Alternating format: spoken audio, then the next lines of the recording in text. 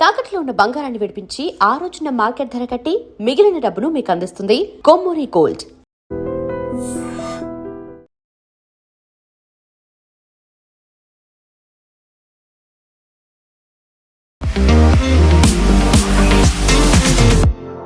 రెండు 2020 అంటే 5 ఏళ్ల క్రితం జరిగింది.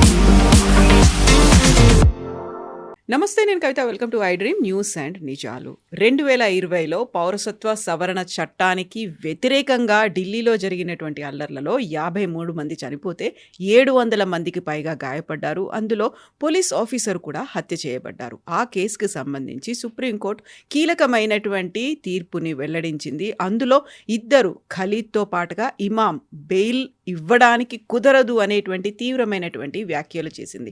యాక్చువల్గా ఆ అల్లర్లు ఎప్పుడు జరిగాయి, సుప్రీంకోర్టు ఎందుకని బెయిల్ నిరాకరించింది? మనతో పాటుగా ఉన్నారు సీనియర్ జర్నలిస్ట్ సురేష్ కొచ్చతిల్ గారు. సార్ నమస్తే. సో 2020 అంటే 5 ఏళ్ల క్రితం జరిగినటువంటి సంఘటన. అప్పటి నుంచి అందరూ జైల్లోనే ఉన్నారు. ఇద్దరికి మాత్రం బెయిల్ని నిరాకరించింది. కరెక్ట్గా ఉమర్ ఖలీద్కి సంబంధించి ఆయన్ని విడుదల చేయాలి, ఆయనకు బెయిల్ రావాలి అనుకుంటూ న్యూయార్క్ మేయర్ కూడా మామ్దాని కూడా ఈయన గురించి మాట్లాడాడు. యాక్చువల్గా మన వ్యవహారాల్లో ఎందుకు తలదూరుస్తున్నారు అనేటువంటి కామెంట్స్ వచ్చినప్పటికి కూడా అక్కడి దాకా ఈ కేసు ఎందుకని చర్చకు వచ్చింది, ఎందుకని బెయిల్ ఇవ్వడానికి నిరాకరించింది సుప్రీంకోర్టు? దీంట్లో కవిత గారు చాలా మటుకు దీని మెయిన్ కాన్స్పిరేటర్స్ అనేది ఉమర్ ఖలీద్ అండ్ షర్జీల్ ఇమామ్. దాని తర్వాత నిన్న 5గురికి బెయిల్ ఇచ్చారు చూడండి, వాళ్ళు కాన్స్పిరేటర్స్. వీళ్ళు ఆర్గ్యూ చేసిన కేసు ఏంటంటే, ఒకటి వీళ్ళ ఫ్రీడమ్ గురించి ఆర్గ్యూ చేశారు. అంటే మేము ఎన్ని రోజులు జైల్లో ఉన్నాము, మమ్మల్ని ఇప్పుడు విడుదల చేయాలని చెప్పి. కానీ యూఏపీఏ చట్టాల్లో చాలా మటుకు స్ట్రిక్ట్ నార్మ్స్ ఉన్నాయి బెయిల్ కోసం. కానీ దీనికన్నా ముందున్న కొన్ని సుప్రీంకోర్టు జడ్జ్మెంట్స్లో ఇట్లాంటి కేసెస్లో కూడా బెయిల్ ఇచ్చారు. అది చాలా ఫ్లిమ్జీ రీజన్స్ యూజ్ చేస్తున్నారు. ఒకటి ఫ్రీడమ్, వీళ్ళు ఎన్ని రోజులు జైల్లో ఉన్నారు, ఛార్జ్ షీట్ ఫైల్ చేయలేదు, డిలే జరిగింది కేస్ ప్రాసిక్యూషన్ అని చెప్పి బెయిల్ ఇచ్చారు. కానీ ఇప్పుడు వచ్చిన ఈ ఒక మార్పు, chief justice Kant take over చేసినప్పటి నుంచి మనం చూస్తున్నాం కన్సిస్టెంట్గా అన్ని బెంచెస్ చాలా మటుకు స్ట్రిక్ట్గా చూసుకుంటున్నారు దీన్ని, చట్టాన్ని. ఇప్పుడు ఈ చట్టంలో ఏమంటున్నారంటే, యూఏపీఏ కింద మనకు అందరూ తెలిసిన అన్లాఫుల్ ప్రివెన్షన్ యాక్ట్, అది మీరు బాంబులు తీసుకొచ్చో, మీరు మిసైల్స్ తీసుకొచ్చో, మీరు ఆర్డిఎక్స్ పెట్టో, మీరు లేకుంటే ఇంకేదైనా ఆయుధాలు యూజ్ చేసి రైట్ చేయడం ఒకటే కాదు, మీరు స్పీచెస్ ఇచ్చినా కానీ, మీరు మెసేజెస్ పంపించినా కానీ, మీరు వీడియో కాల్స్ చేసినా కానీ, ఇదన్నీ ఆ చట్టం కింద వస్తుంది. It is also an offence. So section 15 కింద అందరూ యూఏపీఏ కింద పార్లమెంట్ చాలా ఈ చట్టం పాస్ చేసినప్పుడు ఎనీ అదర్ మీన్స్ అని చెప్పారు. ఇది ఒక్కటే కాదు. యూజువలీ మనం ఏమంటా బాంబులు పెట్టారు, అది చేశారు, ఇది చేస్తారు, సో యూఏపీఏ కింద వచ్చేస్తాం.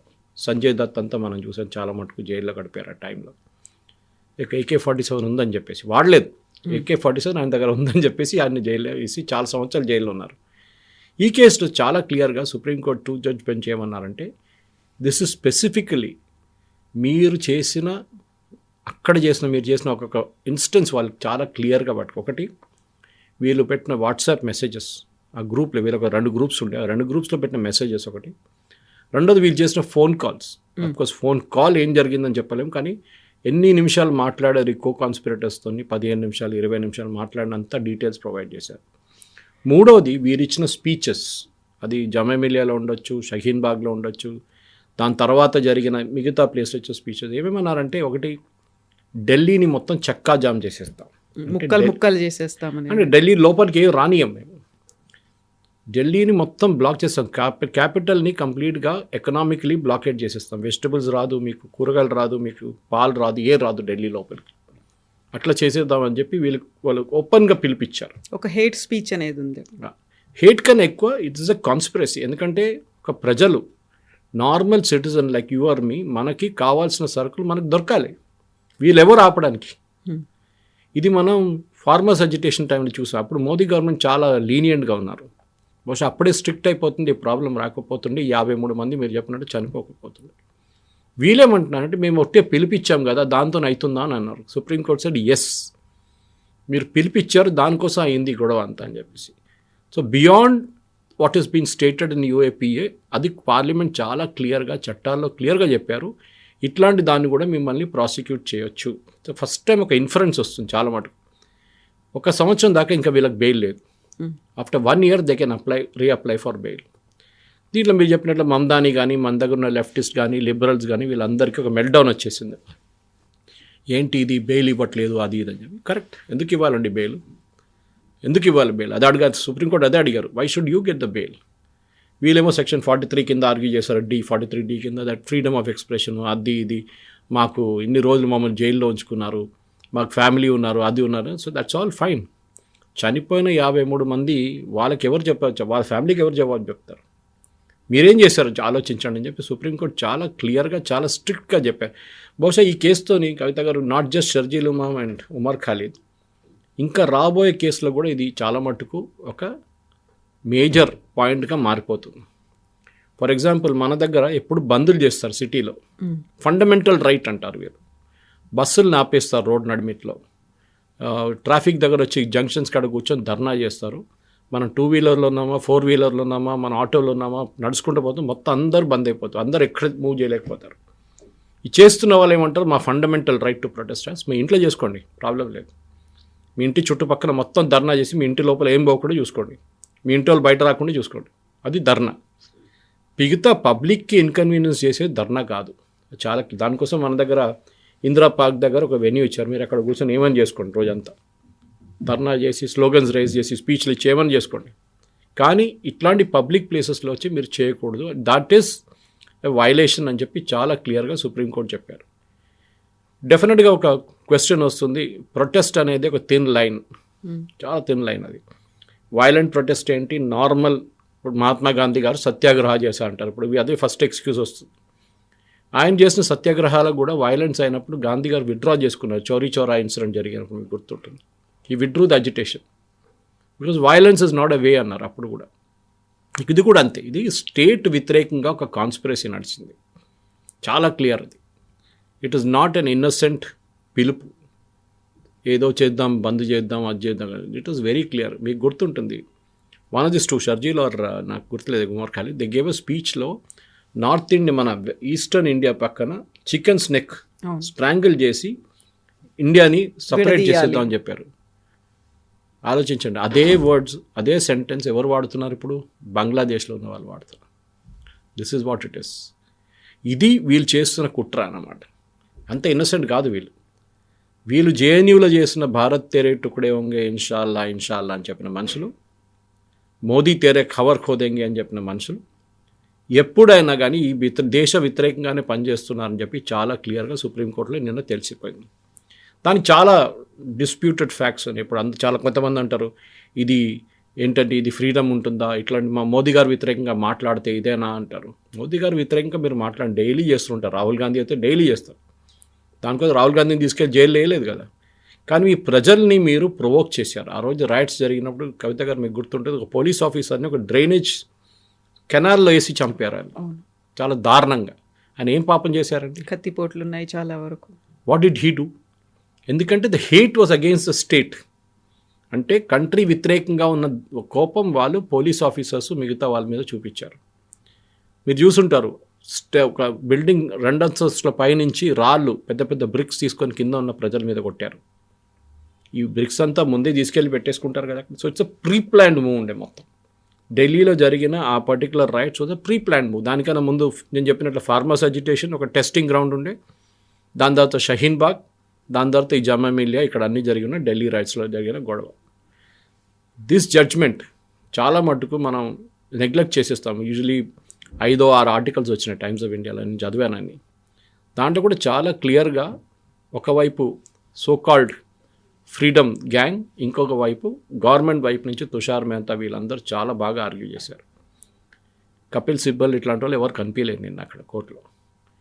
But the fact is very clear. 5 మందికి బెయిల్ ఎందుకు ఇచ్చారంటే దే ఆర్ కో కాన్స్పిరేటర్స్. వాళ్ళని మోటివేట్ ఎవరు చేశారంటే ఈ షర్జీల్ ఇమామ్ అండ్ ఉమర్ ఖాలిద్.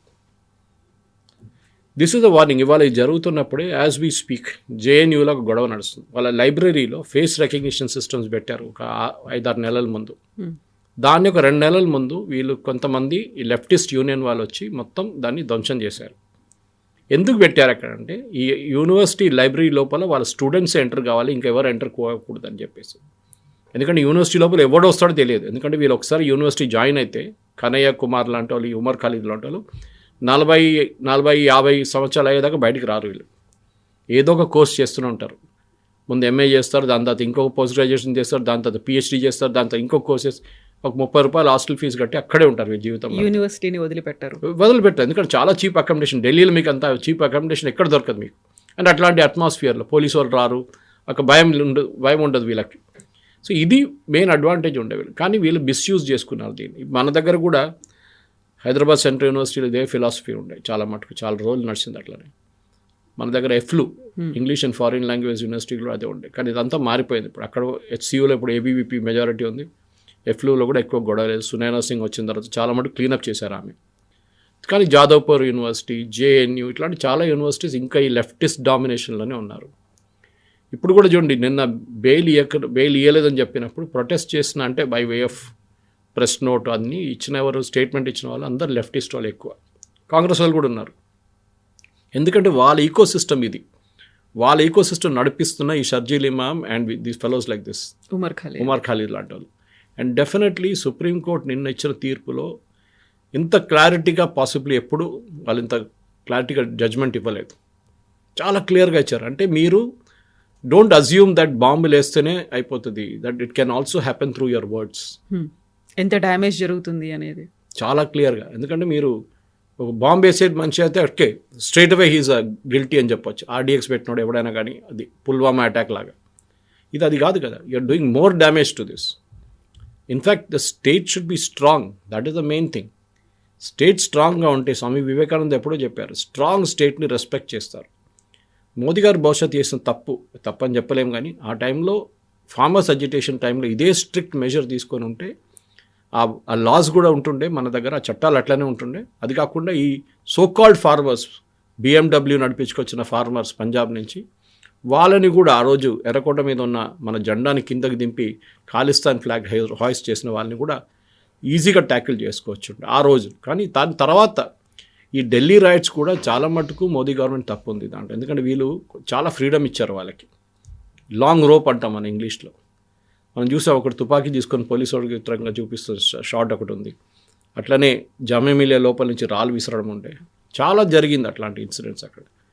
డెఫినెట్లీ ఇదొక UAPA చట్టం కింద సెక్షన్ 15ని చాలా క్లియర్గా డిఫైన్ చేసి సుప్రీంకోర్టు అన్నారు, anything beyond that also is a denial of bail. ఎందుకంటే వీళ్ళు ఎప్పుడు 43D ఇట్లాంటి సెక్షన్స్ యూజ్ చేస్తారు. ఏమంటారు, మాకు బెయిల్ ఆటోమేటిక్గా రావాలి, మాకు మొన్ననే ఆయన పెళ్ళికి ఏదో వెళ్ళారు, వారు సిస్టర్ పెళ్ళికి వెళ్ళారు ఒకరు బయటికి. So these kind of excuses they will have. మా ఫ్యామిలీలో ఫ్యూనరల్ ఉంది అదే అని చెప్పేసి. చనిపోయిన వాళ్ళ గురించి ఎవరు మాట్లాడలేదు. రైట్స్ మేము చేపియలేదు. మళ్ళీ ఎవరు చేయించారండి రైట్స్ అప్నే ఆప్ అయిందా? ఇదే అర్థం కావట్లేదు. సో ఈ పర్టికులర్ జడ్జ్మెంట్లో నిన్న జరిగిన దాంట్లో చాలా మటుకు నిన్న రాత్రి నుంచి టెలివిజన్ ఛానల్స్లో డిబేట్స్ మొదలయ్యాయి. సో కాల్డ్ ఫ్రీడమ్ పక్కన ఒక వాళ్ళు and other side are the government advocate. Shahzad పున్నా వాళ్ళు చాలా క్లియర్గా చెప్పారు నిన్న, సత్యమేవ జయతే అన్నారు.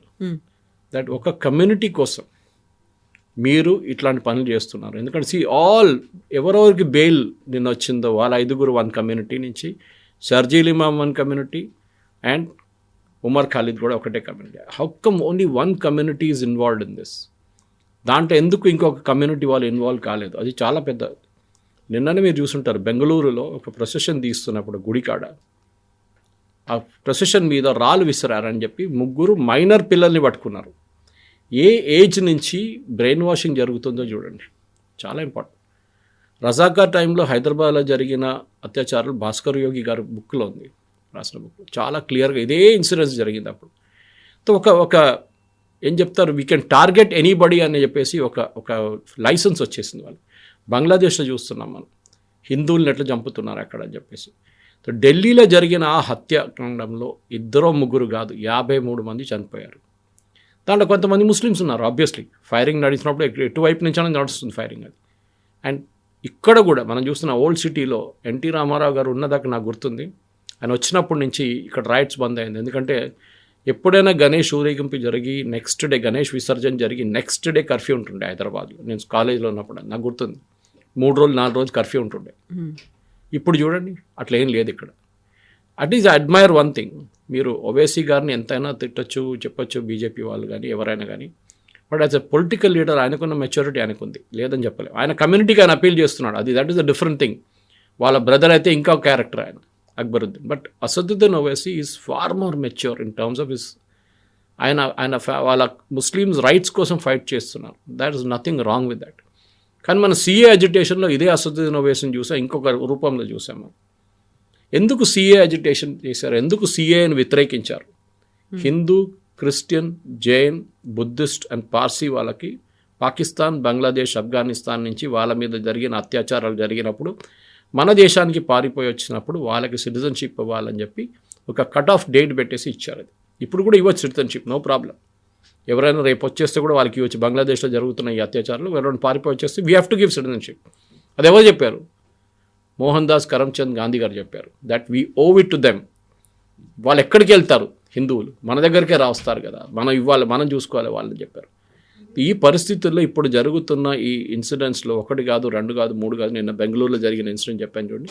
It is repeating it's. పల్ఘార్లో సాధువులను చంపారు, చూసాం. Yes, on the other hand incidents ఉండే, కరెక్ట్. అక్లాక్ మర్డర్ కానివ్వండి, మిగతా అటాక్స్ కానివ్వండి, 2 వైపుల నుంచి జరుగుతుంది.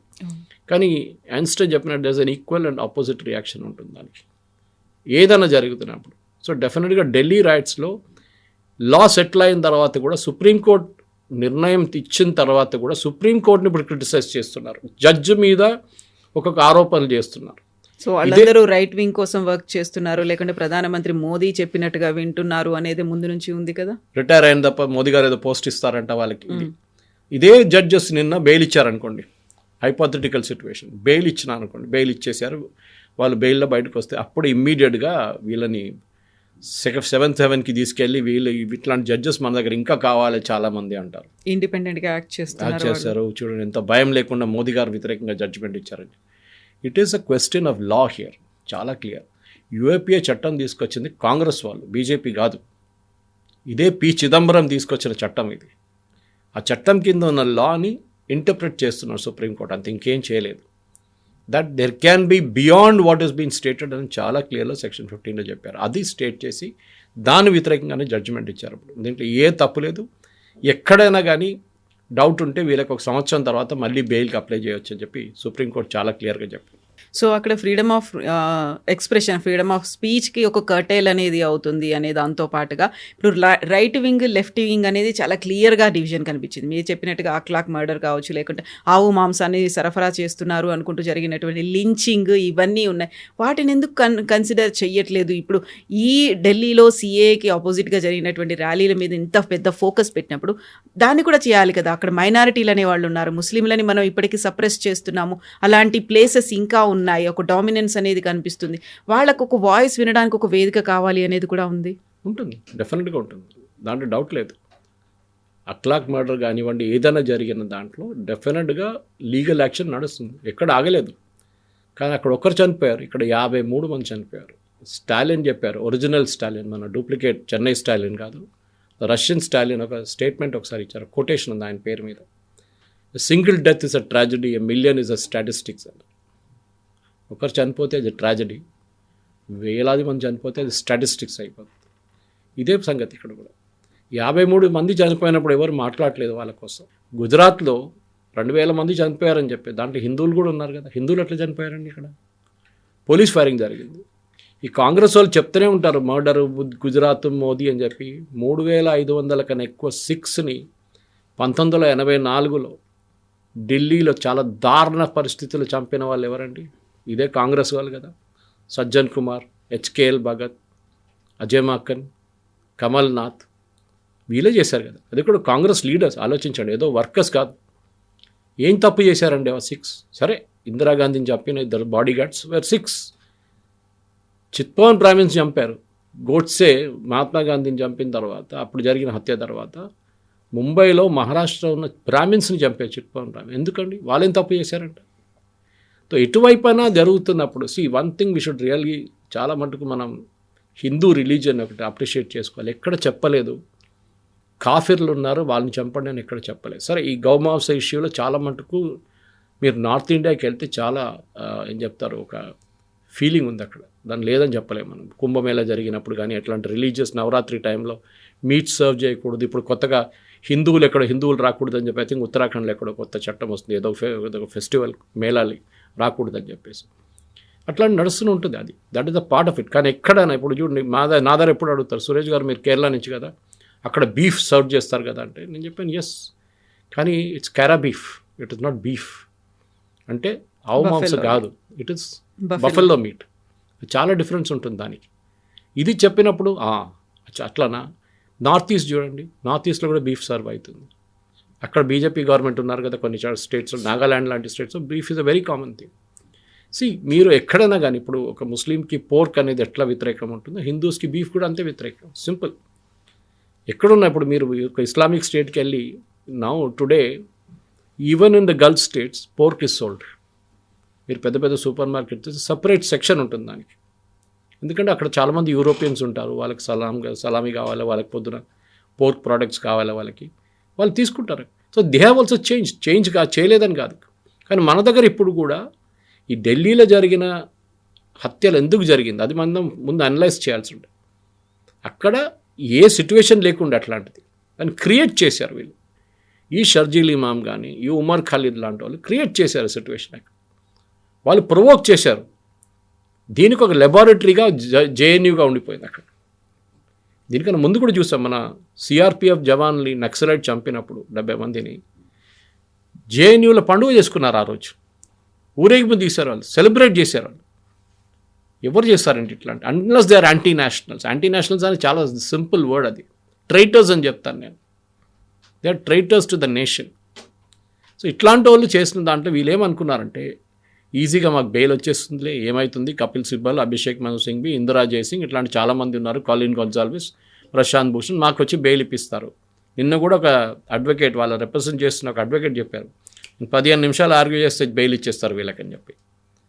కానీ అక్కడ కూర్చున్న మమ్దాని, మన దగ్గర కూర్చున్న ఉమర్ ఖాలిద్ ఎట్లా తెలిసిందండి? యాక్చువల్గా అది కూడా ఛార్జెస్ తీసుకున్నటువంటి ఇమ్మీడియట్గా తీసుకున్న ఒక డెసిషన్, ఒక లెటర్ రాశారు. ఎవరు అక్కడ వెళ్ళి వాళ్ళకి చెప్పారు ఈ కథ? వీళ్ళ parents. I think either it is Umar Khalid, I think it is Umar Khalid parents. వాళ్ళు అక్కడ వెళ్ళి వాషింగ్టన్కి వెళ్ళి టూరిస్ట్ వీసా మీద వెళ్ళి అక్కడ పొలిటీషియన్స్ని కలిసి ఈయన గురించి మాట్లాడుతున్నారు, మీరు ఇండియన్ గవర్నమెంట్ మీద ప్రెషర్ పెట్టండి మా కొడుకుని రిలీజ్ చేయాలని. మనం కూడా అమెరికాలో ఒక జైల్లో పడిన ఒక మనిషి గురించి మనం రేపు ఒక స్టేట్మెంట్ ఇష్యూ చేసి మడూరో తీసుకుందాం, వెనుజువేలా, మీరు రిలీజ్ చేయండి ఆయన్ని అని చెప్పి మన స్టేట్మెంట్ ఇస్తే బాగుంటుందా? It is their nation, it is their problem. మన దేశంలో మన చట్టాలను ప్రాసిక్యూట్ చేసి జైల్లో వేసిన మనుషులు వీళ్ళు. ఇంకా కాలేదు, ఇంకా ప్రాసిక్యూషన్ కాలేదు ఇంకా, కానీ ఛార్జ్ షీట్ ఉంది. వాళ్ళ వ్యతిరేకంగా డెఫినెట్గా ఒక జడ్జిమెంట్ జరగాల్సిందే, అది జరుగుతుంది. అది మన చట్టం ఉంది అక్కడ. బయట నుంచి కూడా వచ్చి ఎట్లా కామెంట్ చేస్తారు? యూఎస్ కాంగ్రెస్ మెన్ ఎవరు వెళ్ళి కలిసారు? వీళ్ళే కలిసారు. They have tried to subvert justice. Actually ఆ పాయింట్ తీసుకురావాలండే. నేను ఐఎమ్ సర్ప్రైజ్, కానీ ఆర్గ్యుమెంట్ అయిపోయింది అప్పుడు దాకా. దాని possibility that is the reason. కానీ సుప్రీంకోర్టుకి వెళ్ళి మళ్ళీ ఇంకోసారి చెప్పాలి దట్ అవుట్ సైడ్ ఫోర్సెస్ని తీసుకొచ్చి వీళ్ళ పేరెంట్స్ ఇన్ఫ్లుయెన్స్ చేసి ట్రై చేశారు.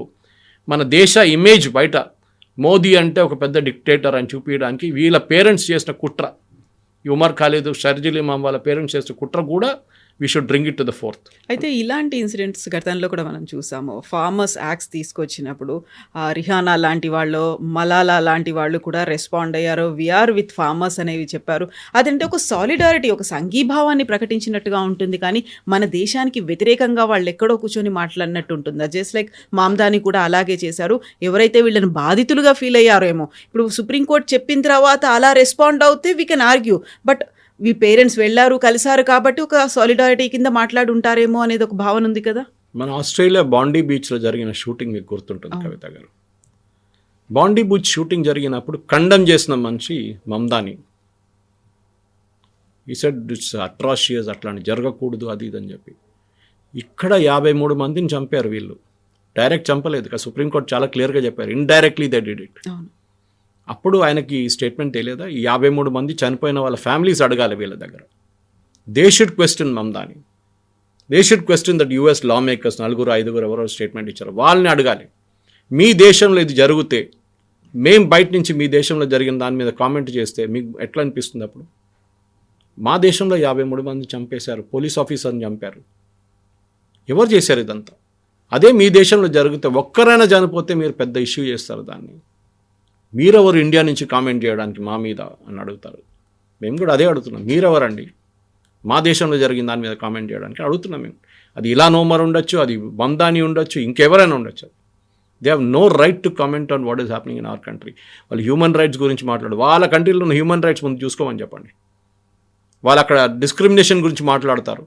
అరే the way you treat the African Americans, how you treat them, Negroes అని చెప్పలేము, మనం బ్లాక్స్ అని చెప్పలేము. ఇప్పుడు వాళ్ళని ఎట్లా ట్రీట్ చేస్తారు? సెకండ్ క్లాస్ సిటిజన్స్గా ట్రీట్ చేస్తారు. బ్లాక్ లైవ్స్ మ్యాటర్ అని చెప్పి పెద్ద క్యాంపెయిన్ నడిచింది. ఎందుకు నడిచింది అక్కడ? Because you have discriminated. సరే మన దాంట్లో కూడా డిస్క్రిమినేషన్ ఉంది కవిత గారు, లేదని చెప్పట్లేదు. ఎప్పటి నుంచో ఒక సోషల్ డిస్క్రిమినేషన్ ఉండే, దాన్ని కరెక్ట్ చేస్తున్నాం. రిజర్వేషన్ పాలసీ తీసుకొచ్చాం. అంబేద్కర్ గారు కాన్సెప్చువలైజ్ చేసిన ఒక రిజర్వేషన్ పాలసీ ఉంది, అది ఇప్పుడు కూడా నడుస్తుంది. కానీ అమెరికాలో మీరేం చేశారు?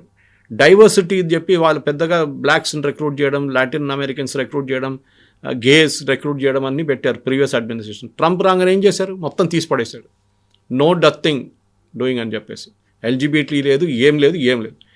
అదే మనం చేసాం అనుకోండి, మళ్ళీ అక్కడి నుంచి కామెంట్ కొడతారు, ఇదేంటి మోదీ ఇట్లా చేశారు.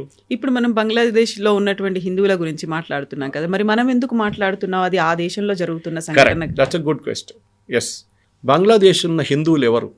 హిందువులే కదా. వాళ్ళ మీద అత్యాచారాలు జరిగినప్పుడు ఎవరు మాట్లాడతారు వాళ్ళ కోసం? భారతదేశం ఒకటే మాట్లాడతారు కదా. ఎక్కడో కూర్చున్న శ్రీలంక వాళ్ళు కామెంట్ చేయరు కదా, ఎక్కడో కూర్చున్న బహ్రెయిన్ వాళ్ళు కామెంట్ చేయరు కదా, ఎక్కడో ఉన్న సౌదీ అరేబియా లేకుంటే యూకే వాళ్ళు కామెంట్ చేయరు. మనమే ఉన్నాం. And again I come back to Mahatma Gandhi. Mohan Das Karamchand Gandhi Nehru Liaquat pact కన్నా ముందు చెప్పిన మాట ఇది. బహుశా మన ప్రేక్షకులు కూడా తెలుసుకోవాలి what is Nehru Liaquat pact. మన దేశానికి స్వాతంత్రం వచ్చిన తర్వాత ఒక అప్రహెన్షన్ ఉండే, even among Sardar Patel and Mahatma Gandhi, అక్కడున్న హిందువుల మీద అత్యాచారాలు జరుగుతుంది. అప్పుడు పాకిస్తాన్లో ఉన్న 14-16% హిందువులు, ఇప్పుడు 1% కూడా లేరు.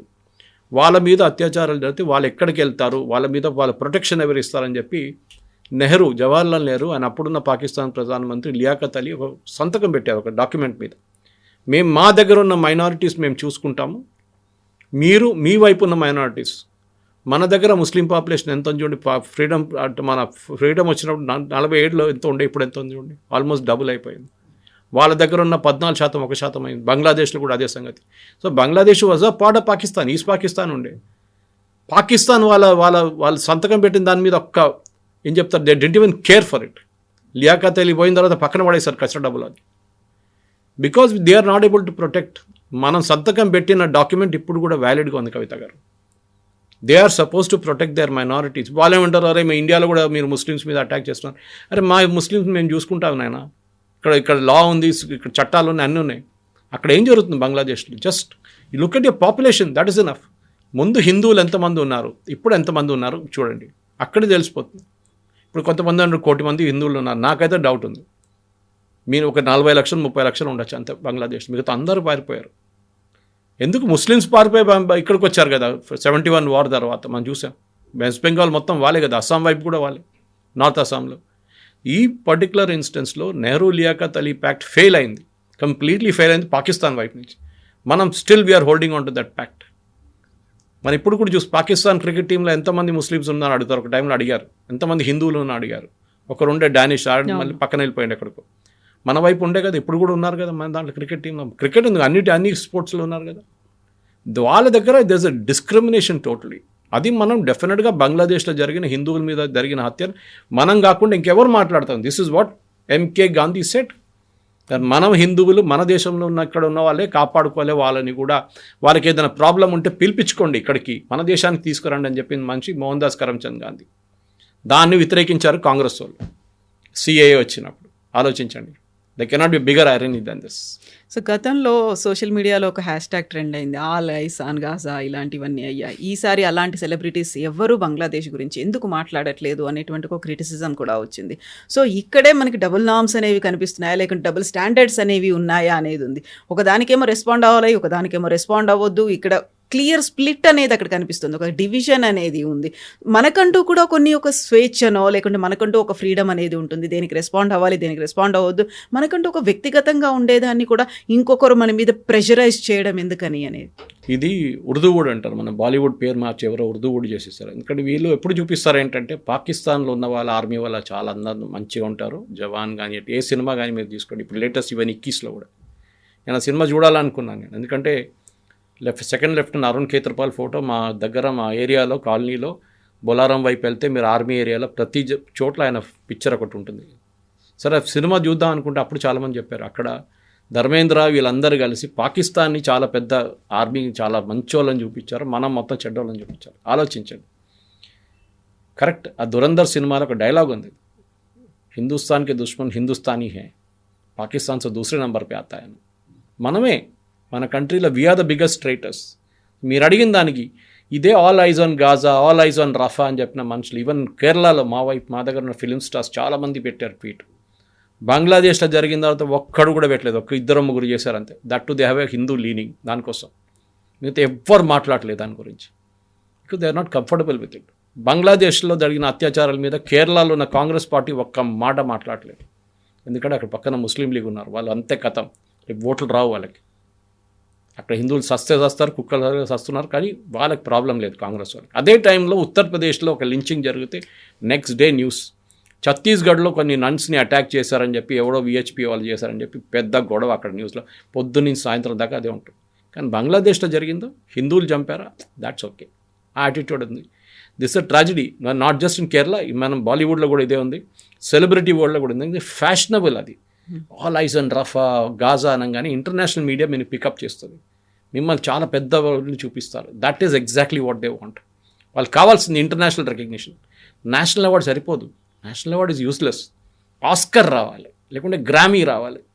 వైట్ స్కిన్ వాడు మీకు అవార్డు ఇస్తే that is the biggest thing. దానికోసం మన వాళ్ళు దానికోసం ఏమైనా చేస్తారు, ఉల్టా నిలబడతారు కావాలంటే ఈ పని కోసం. This is exactly showing hypocrisy అంటాం మన ఇంగ్లీష్లో, that is the word for it. Yeah, మనం ఏదో ఒక సైడ్ తీసుకోవాల్సిన అవసరం ఉంది, either right or left or ఇలాంటిది ఉంటుంది తప్ప మనం ఇండివిజువల్గా యాజ్ ఏ హ్యూమన్ బీయింగ్గా మనం ఎందుకు రెస్పాండ్ అవ్వట్లేదు? ఈచ్ అండ్ ఎవ్రీ దాని గురించి మనం రెస్పాండ్ అవ్వచ్చు, కాకుంటే సెలెక్టివ్గా ఎందుకు రెస్పాండ్ అవుతున్నాం? That's human tendency. మనం కూడా చూడండి, కమ్యూనిటీ వైజ్ డివైడ్ అవుతున్నప్పుడు, క్యాస్ట్ వైజ్ డివైడ్, మీ ఓడు మా ఓడు అని మాట్లాడతారు. This is the human tendency మన దగ్గర. మన దేశం జ్యూస్ ఫేస్ చేసిన సిచ్యువేషన్ మనం ఫేస్ చేయలేదు. ఇజ్రాయేలీ వాళ్ళు ఇప్పుడు కూడా దే ఆర్ యునైటెడ్, ఎందుకంటే వాళ్ళు ఏ దేశంలోనూ యుక్రెయినియన్ జ్యూస్ ఉన్నారు, జర్మన్ జ్యూస్ ఉన్నారు, ఫ్రెంచ్ జ్యూస్ ఉన్నారు, మన దగ్గర కొచ్చిని జ్యూస్ ఉన్నారు. వేరెవరు ఎక్కడ ఉన్నా కానీ వాళ్ళ దేశం కోసం పోరాటం అంటారు, పిలిపిస్తే రేపు వెళ్తారు వాళ్ళు ఇజ్రాయెల్కి. ఇప్పుడు కూడా రిజర్విస్ట్గా పనిచేస్తారు చాలామంది అక్కడ, because they love the nation. మన దగ్గర అట్లా కాదు. మన దగ్గర అంటాడు అది కరెక్టా, పాకిస్తాన్ చాలా పీస్ఫుల్ నేషన్ కదా, పెహల్గాం ఎవడో టెర్రరిస్ట్ చేసిండు, పాకిస్తాన్ వాళ్ళు ఎందుకు, వాళ్ళు అందరిని ఎందుకు తప్పు పట్టాలి? ఇట్ ఈస్ దానికోసం చూడండి, గాజా నుంచి వచ్చిన సివిలియన్స్ కూడా ఆ రోజు ఇజ్రాయెల్లో క్రాస్ చేసి ఇజ్రాయలీ సివిలియన్స్ చంపారు. హమాస్ టెర్రరిస్ట్ ఒకరే కాదు, they are all responsible for it. దానికోసం ఇప్పుడు చెప్తాను చూడండి, why our country was conquered. Mughals నుంచి వీళ్ళు, దానికి అఫ్ఘాన్స్ నుంచి ముఘల్స్ నుంచి ఫ్రెంచ్ నుంచి డచ్ నుంచి బ్రిటిష్, వీళ్ళందరూ ఎందుకు మరి పరిపాలించాలంటే వీ వర్ నాట్ యునైటెడ్. మనం ఎప్పుడు డివైడ్ అయి ఉంటాం. మనం శివాజీ మహారాజ్ వచ్చిన ప్రాబ్లం ఎవరు హెల్ప్ చేయలేదాన్ని. అక్కడ రాజస్థాన్లో జరిగిన అక్కడ మహారాణా కానీ వాళ్ళు పోరాడుతున్నప్పుడు ముఘల్స్ వ్యతిరేకంగా ఎవరు వెళ్ళలేదు. వాళ్ళు మన వైపులో మనం జయచంద్రులు తయారు చేసుకున్నాం మనం. Same with south also. దానికోసం అహోం రాజులు 800 సంవత్సరాలు ఒకటి కాలు పెట్టనీయలేదు అస్సాం వైపు ముఘల్స్ని. వీఆర్ డివైడెడ్ ఆల్వేస్, బట్ ఒక్కవైపు కొంతమంది యునైటెడ్గా ఉన్నారు, కానీ most of us are divide. Even today మన దేశ వ్యతిరేకంగా ఎవరైనా ఏమైనా చెప్తే మాట్లాడమంటే ఒక 10-20% మాట్లాడతారు, మిగతా 80% అస్సలు నోరు తెరవరు. ఇప్పుడు లక్కీగా ట్రంప్ సోషల్ మీడియా ట్రాక్ చేస్తున్నది తెలియదు, కానీ ఈ ఆల్ ఐజ్ ఆన్ గాజా రఫా అంతా బంద్ అయిపోయింది. ఎందుకంటే వాళ్ళకి యూఎస్ వీసా కావాలంటే ఇట్లాంటి పాట పాడితే అంతే సంగతి, వాళ్ళు వీసా రాదు వాళ్ళకి. So they will even Singh జై ట్రంప్ అని చెప్తారు, కానీ వాళ్ళు గాజా మాట్లాడలేదు, ప్యాలెస్టైన్ మాట్లాడలేదు, ఏం మాట్లాడలేదు. ఈ so called celebrities also. This is the truth Kavitha garu. Yes sir, thank you sir, thank you so much.